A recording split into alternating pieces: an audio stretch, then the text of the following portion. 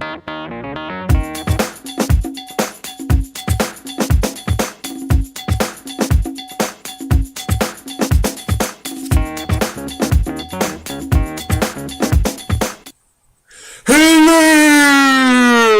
Internet world.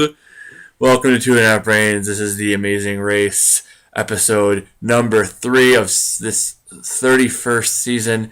We're breaking it all down, talking all about it. A great episode, another fun, bunch of challenges, a crazy ending, and we're talking all about that and what's to come next on the Amazing Race. So let's not waste any time. Let's dive into it here. Before we do, definitely subscribe to our channel so you get all the updates, and comment on the post, share the posts, tell your friends.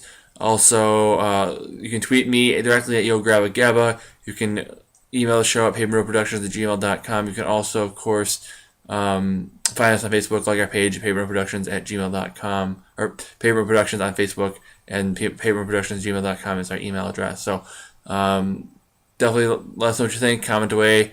Tell us that you're watching. Tell us that you like our opinions, don't like our opinions. You want us to do more, want us to do less. You want us to do other shows. All those things. Of course, we have the Survivor Weekly. Only a couple weeks left of that, and of course we have our Amazing Race. For a few more weeks, a couple more months probably. On that one. Also, there's a little side note. We have next week. We have the Survivor episode. It'll be the penultimate episode where we talk all about the Survivor finale, what's going to happen, what we expect. And a long one last night, so hopefully y'all had some fun digesting all that and getting all the nooks and crannies out of it. And finally, the finale for Survivor. We have a big announcement coming up on that. We'll announce it next week, what the finale is going to be all about, but it's going to be pretty epic. So we have a finale show, and then we also going to have a post-finale show, which is something we've never done before with the actual finale show. So we'll talk all about it. It'll be a great time, and I hope you join us for that. Without further ado, though, let's talk about this week. On the Amazing Race. We'll talk all about it, dive in here, and bring in my buddy here. No Jessica this week, but the always steady, always with us, Greg Beback. Come on in and join our show. Howdy-ho! Missed everybody last week. Yes, we had Mr. Beback on the Amazing Race, or on, not the Amazing Race last week, but on the Survivor show last week. So you got to talk all about that and tell us his thoughts on the Survivor, the big Survivor episode. And Jessica couldn't be with us this week. She has a work commitment. So Mr. Beback is filling in and staying with us, hopefully for the whole season. That's definitely the plan at least. So I hope Jessica can be back next week. But for right now, it is Mr. Beback and I going to run this leg of the race together. The half a brain in 2.5 brains. Exactly. Got a quarter apiece. There you go. So we're going to dive into it here, and we're going to run this leg together. So hopefully we'll be more successful than Brent and Chris. So let's go ahead and dive in here. We'll talk about what we like to talk about. And first of all, tell me about your thoughts on this episode. What were your thoughts? Another fun episode. I hate non-elimination legs, but you got to do a few, I guess, to extend the season, and we'll see how it goes from here. So I hate them as well. I was grateful for this week. So grateful for my winner pick. And Beback was bitter that my winner pick didn't get knocked out, and his is still in 2. So he was hoping mine would be out and he could brag. But no, mine's still alive by the skin of their ginger teeth. Hey, mine went from worst to first. Yours did, and then our first team almost went to last. But we'll break it all down here, talk all about it. Let's talk first though about the first part of it, which is the detour decision. What were your thoughts on the detour decisions? The 2 parts, of course: fishing and dancing. Which one would you have picked, and what do you think of the dances? I would have picked fishing for prawns because I am not coordinated enough to do a dance like that. I could see why some teams did pick the dancing, because you just sit there and wait for the prawns to bite, right. And in the leg you can run out of patience, but eventually they do. But eventually the prawns did bite, and that, I think, proved to be the better option. Some teams were going at this at the dance routine for 16, 18, 19 attempts. Right. And Chris and Brett eventually switched to the fishing, and that bit him in the ass at the end. Yeah, pun intended with the fishing and the prawns. But it was everybody was shocked that they went for the dance first. I don't know why they went for the dance first. They shouldn't have. We'll talk about that a little bit later on too. But for sure, I would have gone with the fishing one as well. I don't have. It would have been tough to have the patience sitting there waiting, especially knowing that there's a rate you're racing and you have to sit and wait. But once you get there, you see that it's a pool. It's only so big. There's got to be at least enough in there for enough teams. They kind of tell you how to catch the fish. You can watch the locals do it. So in general, that was probably the best way to go. But the teams who, again, the Nick and Vic, the Team Fun, Floyd and Becca, they crushed it and they got out first and they got a big lead because of that, and they kind of coast through the rest of the leg. So it's one of those things. Again, if you're good at that type of thing, do it. But it's tough to sit there and wait for something to bite. It's tough to do that. But I think in the end, if you can do that, if you can wait, I think you're going to be better off because you know that eventually it's going to happen. Whereas the dance, you don't know you're eventually going to get that. It's up to your skill level, and up to the judge. Right, for sure. So if you're not good at it, or for something that the more you do it, the more tired you're going to be. Like Leo and Jamal, they were worn out, and it's going to be harder to do it the more tired you are. So I think it was. I think if it was up to me, I would have probably fished. Or prawned, whatever the term is. Those things they had some. There's those. You had it right the first time. Fish for prawns. There you go. So it had some. And then they had to remove the hook from their mouth. Yeah, that was tough. Corinne got bit. Bleeding. It's crazy. But I think ultimately that was probably the right choice. You had to catch 8, and they ended up getting there well after Corey and Tyler, and that passed them. So. I think it's one of the things where if you can get, especially if you can get a little lucky too, they'll definitely go a long way. But Detour Decision for sure was a fun options, and it was cool to see how that turned out. And then Vietnam, I guess, is known for their singing because and their dancing because the roadblock, which was performed by one player on the team, and only one player could perform, had to sing karaoke. What do you think about that? It was fun.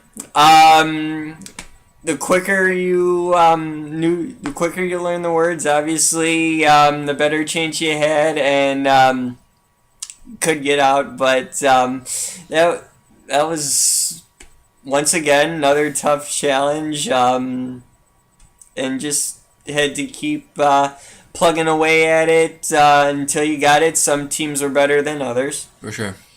And it was one of those things too. Where I kind of got what Leo and Jamal were saying when they said, "Oh, you have to, why practice karaoke? Just go out there and do it because the words are on the screen." But you did kind of have to learn a little bit of the language and kind of the way the words sound. But the beat itself was you could do that part. You could pick up the pace, everything like that with the beat. But it was just kind of getting to learn the phraseology a little bit of the words. I thought it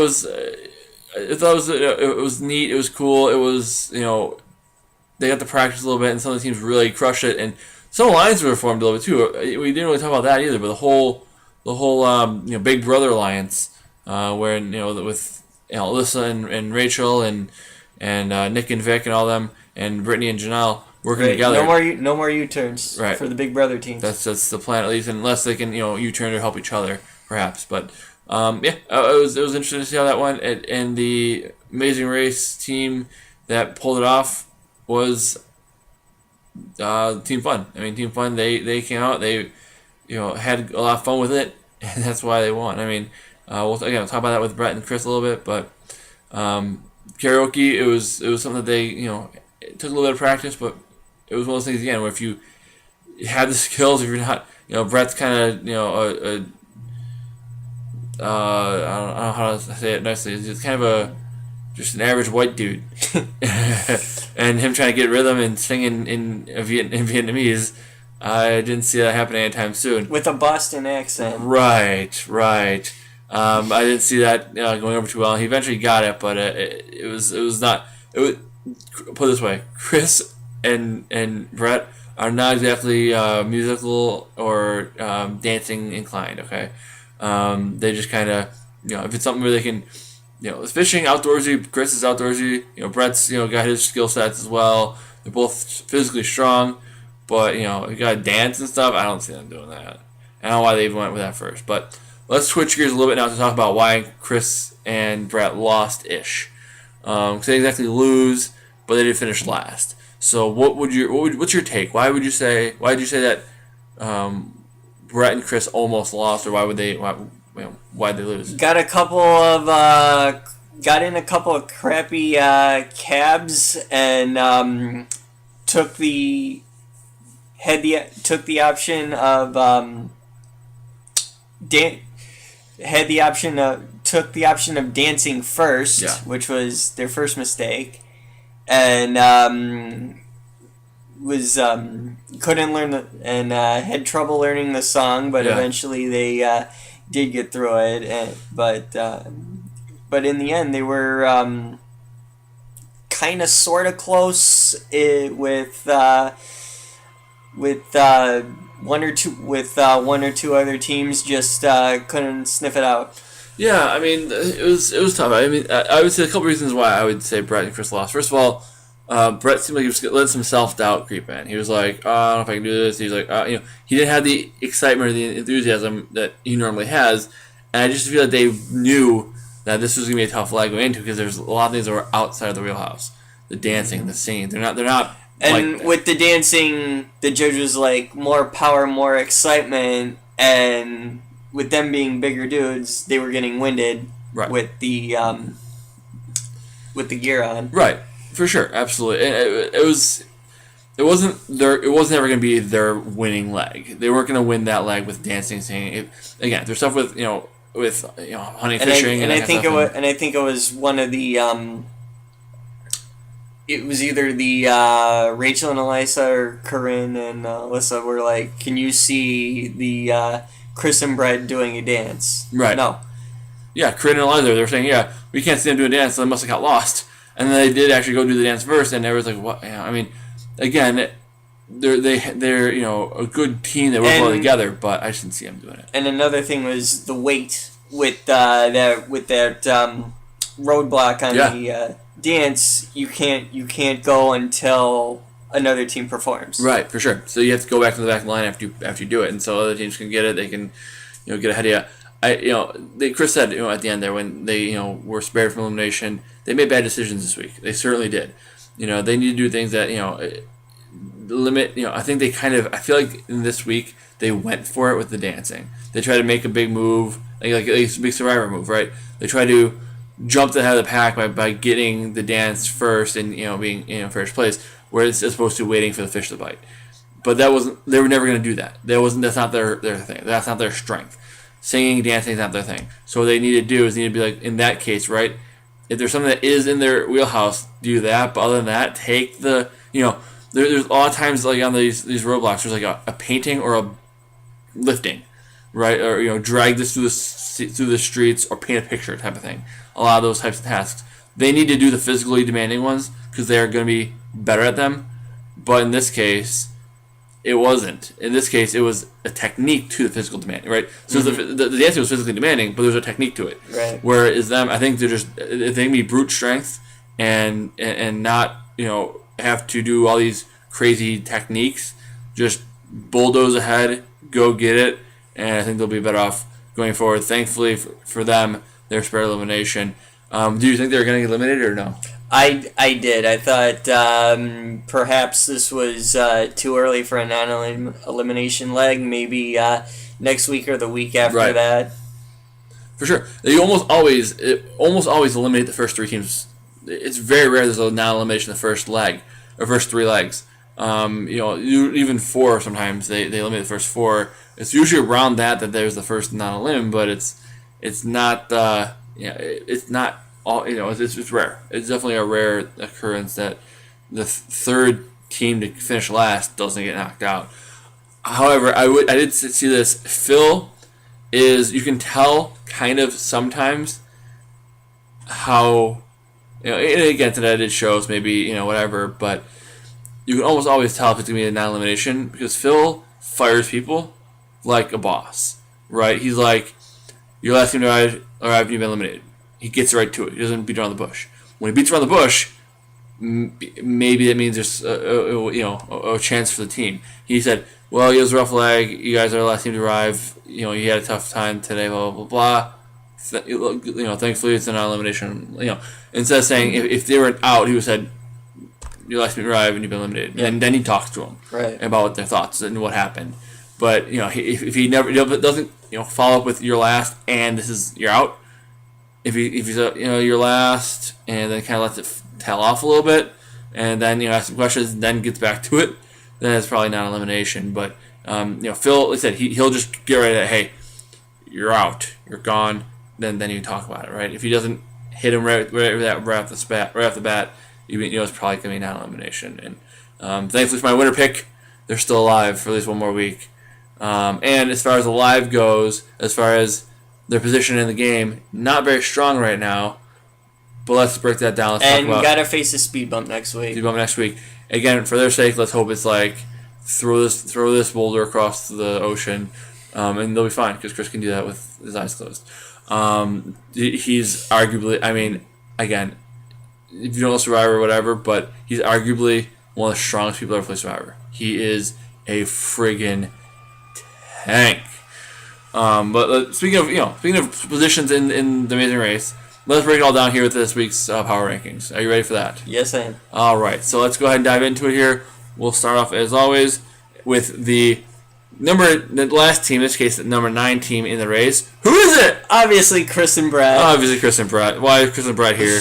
Because they got spared elimination and just ran a terrible leg, made some terrible decisions, and it cost them. They did survive just barely by the skin of their teeth. But I will say this too: this isn't the first leg that was kind of not good for them.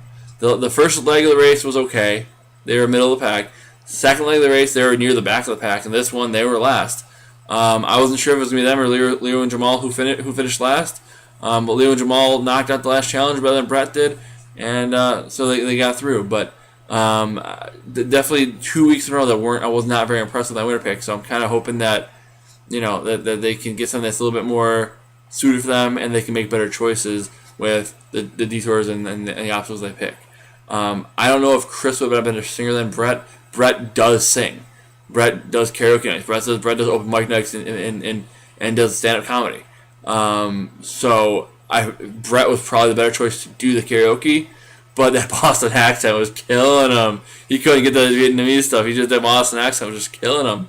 Whenever there's a live know-it-alls, he sings the intro. So I know he has a decent singing voice. He's not afraid to sing. He's all that. But I don't think Chris would have been better. Is my point. But Chris got the southern drawl or the Midwestern, Oklahoma drawl, whereas Brett's got the Boston accent. And I feel like people from Boston, again, love them. I don't think they could. They're obnoxious. I don't think they could. I don't think everybody from Boston can learn another language very easily because they have that. It's so distinctive that accent. So, but again, maybe we'll see how the next leg is always something new. Teams overcome speed bumps all the time. They go from last to first, even with a speed bump. So, who knows what's going to happen? But they need to step it up and soon, or they're going to be out next week. They're in trouble, certainly in trouble. And right now we've lost one Survivor team, one Amazing Race team. All 3 Big Brother teams are left. And if we lose another Survivor team, it's gonna be tough sledding because I don't see Corinne and Eliza winning either. I don't either. But we'll talk about them as we get a little closer. Who is team number 8 this week? Team number 8 is Brittany and Janelle. I hardly noticed them this week. Yeah. And ran in trouble with the song and finished in 6th, I think. And that's kind of it. That's kind of it. That's kind of how they are. They've been they had the thing about how they were trying to beat the boys, and they're going against the 2 moms. I mean, the only thing I really saw them do this week was wave on Rachel and Elisa so they can finish 7th. Yeah, well, they're like, hey Rachel, and then they called them over to the mats because they help them find the mat and not eliminated. They did form that coalition, that alliance with Nick and Vic and Alyssa and Rachel. So there's that. But I just they don't give me much. I can't really say they're doing well here, not doing well here. It's just they're just kind of there right now. They're just kind of existing. And again, sometimes those teams get to the end and win. So just surviving is always a good idea. The Sandra Diaz twine anybody but me strategy is not a bad strategy, especially in the Amazing Race. Finish in the middle of the pack. Don't be last. And you're okay. Get to the end, and then who knows. But I just haven't seen much from them. I can't really gauge them too well.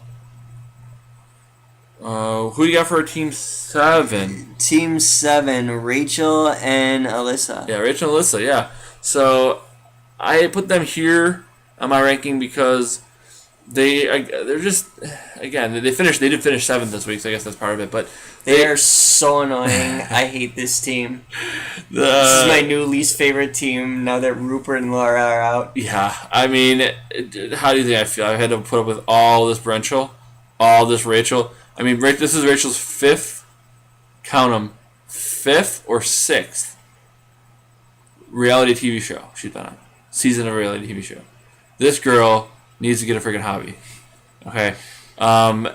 They were not good this week. They were talking about how they're cheerleaders and professional cheerleaders and all that stuff, and they just couldn't get the dance down. So 18 attempts later. Right. Not good. And they couldn't get down the song. Right. I'm not very high on them. I don't know. Rachel's never been eliminated from the Amazing Race. She's gone the end both times, but I don't know. I'm concerned that they're not gonna do too well. I hope they continue to be complete dodos because it's funny.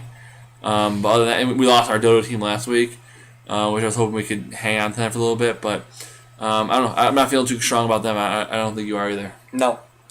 Who's next on our list with Corinne and Eliza? Corinne and Eliza. For sure. What do you think about them? They're basically a less annoying version of Rachel and Eliza.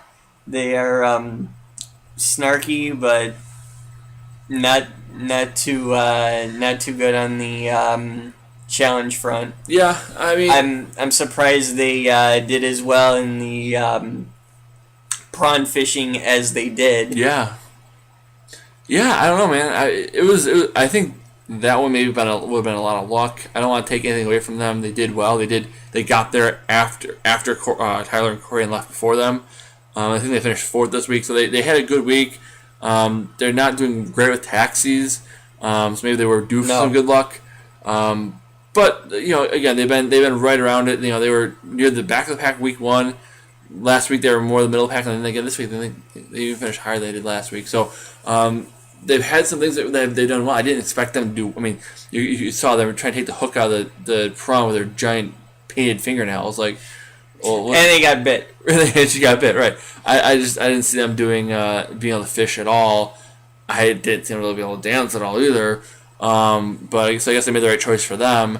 But they're here. They're still alive, and I don't see them winning, but I don't see them going out next necessarily either. So we'll see. They're snarky. I like the personalities. I've liked them on Survivor. So we'll see. I hope they continue to be entertaining. But as far as their other chances of winning, I wouldn't bet too much on it. For number 5. Number 5, Nick and Vic. Yeah, Nick and Vic, yeah. And they've been climbing. I could honestly see them going even higher next week. They had a good week. I think they finished 2nd. So they've been really getting much better. They're being closer to the number 1 spot. And they are not saying much, but they are the best Big Brother team. There's no doubt.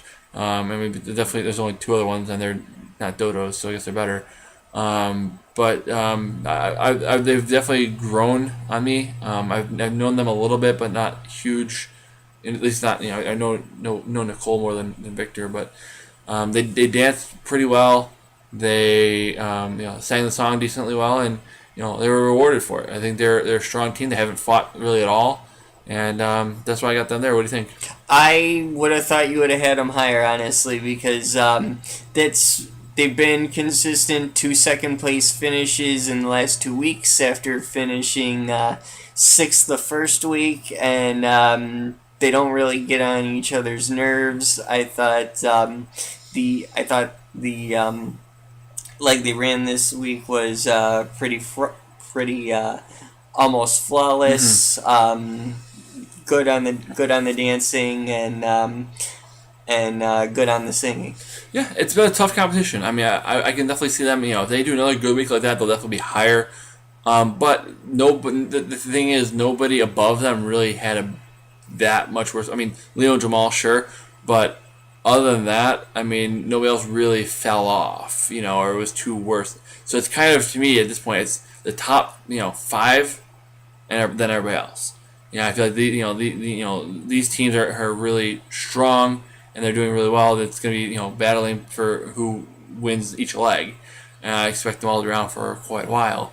But there other than that, there's not. I could see them being higher. I could see them being higher sooner rather than later, as they are a pretty strong team. But the competition is tough, and that's why I have them here. I want to see one more good week out of them before I bump up to into the top three. But so far, definitely didn't expect much out of them going into the season, and I've been pleasantly surprised for sure. What do we got next for team number 4? Number 4, the Afghanimals. The Afghanimals. They were number 1 last week. They were number 2 the week before our ranking. They won the first 2 legs of the race, and this time they finished second last. And didn't survive by a whole lot. They didn't knock out that last challenge. They got the last challenge last and left before Brett and Chris, so that was why they won. Why they didn't finish last, but rough week for them. There's certain challenges that they just don't do well, and that's one of them. So I didn't want to put them near the bottom because they did have 2 real good legs back to back. But like I said, I feel like it's gonna be a battle of like these 5 teams. The top 5 teams. I think they're gonna stay pretty much consistent in the top 5 the whole way. But these guys had a down week this week. There's no doubt about that. You can't say anything else. I mean, they had a down week. But for right now, they're still in it. And like I said, I think if you do 10 weeks of this, more often than not, they will be in the top. If you take 10 random samplings of the Afghanimals, 8 of those 10 weeks will be in the top 3 probably. And you probably have 10 different combinations of those 5 teams. For sure, absolutely. And those 5 teams, like I said, I mean, I think it's kind of, it's those 5 teams and everybody else is kind of, hanging out with, but barely. So who knows? I thought they would have a better week this week with the singing and the technique on the dancing. Yeah. But I guess everyone has a bad week, I guess. Sure, and they didn't have great luck with taxi cab drivers, but again, same thing.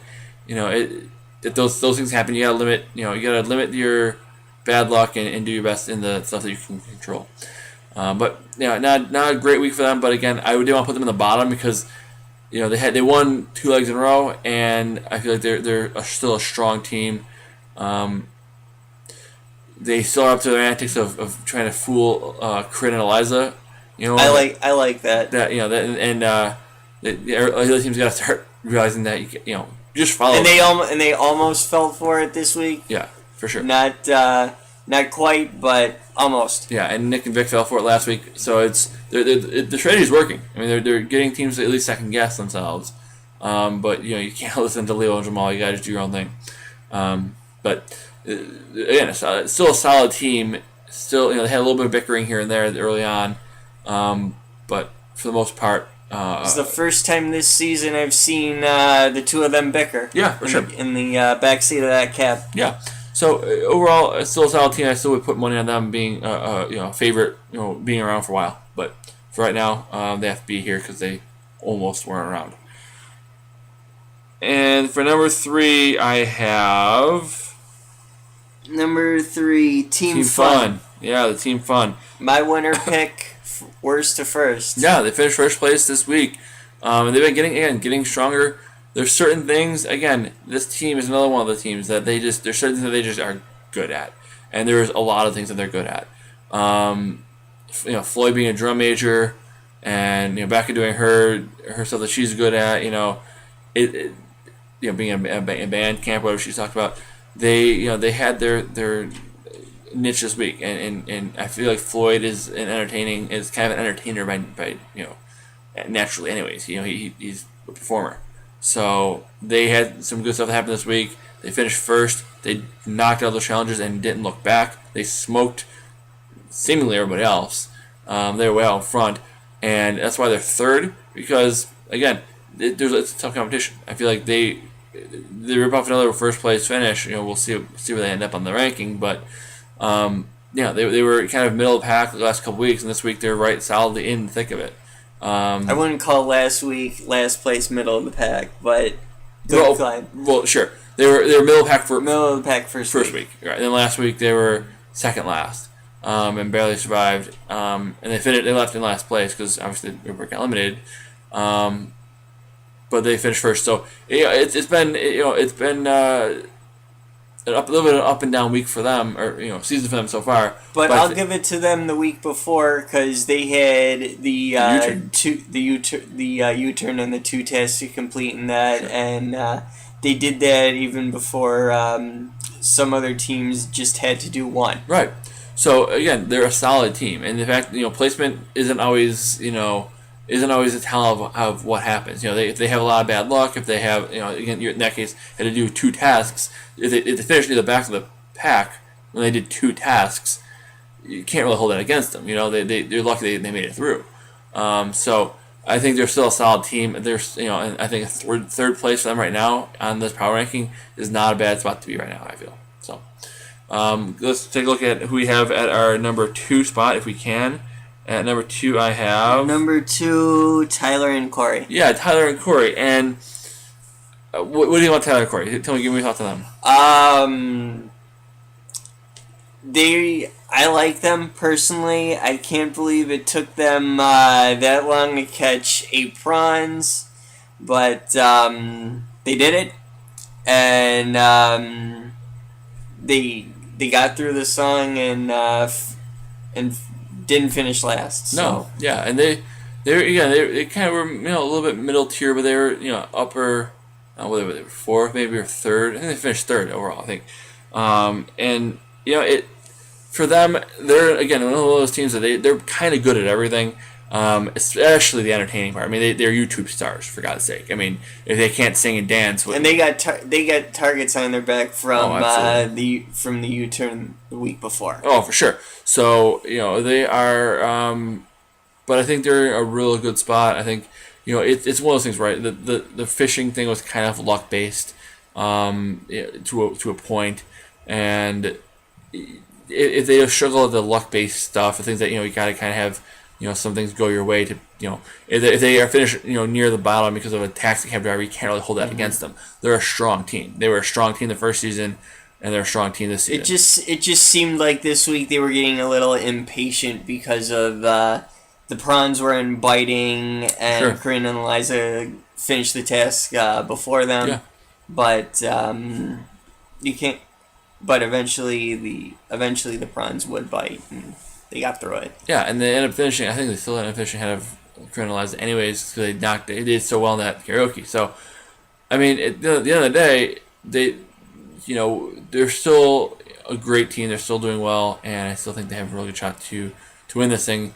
I don't know if they're my, looking at it right now, if I would bet on them necessarily, but again, they almost never finish outside the top 3. So, regardless of where we throw at them, they still end up, doing well, and they have some physical ability. They are definitely artsy. They can definitely perform, sing and dance, all those things. So yeah, they crushed the song for sure. So I don't see them going anywhere anytime soon. But again, depending on U-turns and bad luck here and there, who knows? But I still think they're one of the top teams to beat, and I think they could definitely run away with this thing if given the chance.